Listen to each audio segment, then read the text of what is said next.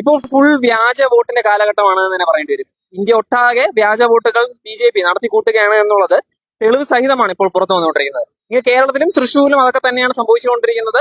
സുരേഷ് ഗോപി ഇതുവരെ കാര്യമായി ഒന്നും അതിന് പ്രതികരിച്ചിട്ടില്ല. എന്ത് തന്നെയാണെങ്കിലും തിരുവനന്തപുരത്തെ ജനങ്ങൾക്ക് അതിനെപ്പറ്റി എന്താണ് പറയാനുള്ളത് എന്നുള്ളത് നമുക്കൊന്ന് ചോദിച്ചു നോക്കാം.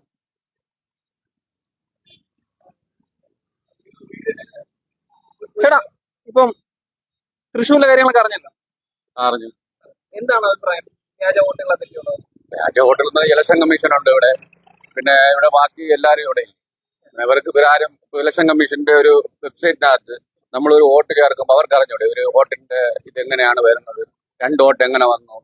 ഒരു സോഫ്റ്റ്വെയർ നമ്മൾ ഇത് ചെയ്യുന്ന സമയത്ത് ആ സോഫ്റ്റ്വെയറിനകത്ത് കാണുമല്ലോ. നമ്മളിപ്പോൾ ഏതൊരു ഇതിന്റെ എടുത്താലും ഒരു പലവ്യഞ്ജന കടയുടെ സോഫ്റ്റ്വെയർ എടുത്തു കഴിഞ്ഞാൽ 2 ഉൽപ്പന്നങ്ങൾ ഇത് അടിക്കുന്ന സമയത്ത് അതിൽ എൻട്രി കാണിക്കുമല്ലോ. അപ്പോൾ ഒരേ പേര്, ഒരേ ഫോട്ടോ, ഒരേ കൃത്രിമം കാണിച്ചിട്ടുണ്ടെങ്കിൽ തന്നെ എല്ലാ പാർട്ടിക്കാരും കാണിച്ചിട്ടുണ്ടായിരിക്കും. അതിന് അങ്ങനെ എനിക്ക് പറയാൻ പറ്റില്ല. ഇപ്പൊ എന്തായാലും തെളിഞ്ഞിരിക്കുന്നത് BJP മാത്രമേ ഉള്ളൂ, വേറെ പാർട്ടിക്കാരെയും തെളിഞ്ഞിരിക്കുന്നില്ല. അപ്പൊ കൃത്രിമം കാണിച്ചോ ഇല്ലെന്നും അത് അവര് നോക്കുന്നുണ്ടല്ലോ. ഇങ്ങനെ വലിയൊരു ആളുകൾ ഇത്രയും നേതാക്കൾ ഇങ്ങനെ ചെയ്യുമ്പോൾ ഒരു ജനാധിപത്യം ഒരു നോക്കൂറ്റിയായി മാറിയല്ലോ മൊത്തത്തിൽ. അതങ്ങനെയാണ്. സാധാരണ ജനങ്ങൾക്ക് അതുള്ള ഒരു അവകാശമാണ് വോട്ടവകാശം. അതുപോലും നിഷേധിക്കപ്പെടുന്ന തരത്തിലേക്ക് മാറിക്കൊണ്ടിരിക്കും. അതങ്ങനെയാണ് ഇപ്പൊ മാറിക്കൊണ്ടിരിക്കുന്നത്. ചേട്ടാ, എന്താ മനസ്സിലായത്? ഒന്നും പറയാനില്ല. ഇല്ല ഇല്ല, എനിക്ക് രാഷ്ട്രീയമായിട്ട് അവിടെ ഇല്ല. ഒരു അഭിപ്രായം അറിയാം. ഇപ്പം തൃശ്ശൂരിലെ കാര്യങ്ങൾ അറിഞ്ഞായിരുന്നല്ലോ, വ്യാജ വോട്ടുകളുടെ വിഷയം.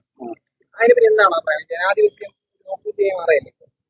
അതെ അതെ, വോട്ടവകാശം പോലും നിഷേധിക്കപ്പെടുന്ന ഒരു സാഹചര്യമാണ്. അതായത് ജനാധിപത്യത്തിലൂടെ വന്നിട്ട് അതിൽ പോലും കളക്കൃത്യം കാണിക്കുമ്പോൾ യഥാർത്ഥത്തിൽ ഒരു ചിഹ്നത്തെ പോലെയല്ല സെലക്ട് ചെയ്തത്.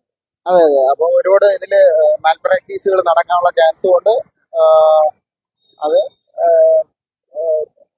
അതിപ്പം തടയണം.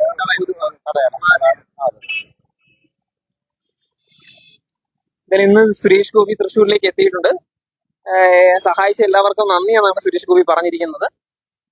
അധികം ഒന്നും തന്നെ പ്രതികരിച്ചിട്ടില്ല സുരേഷ് ഗോപി.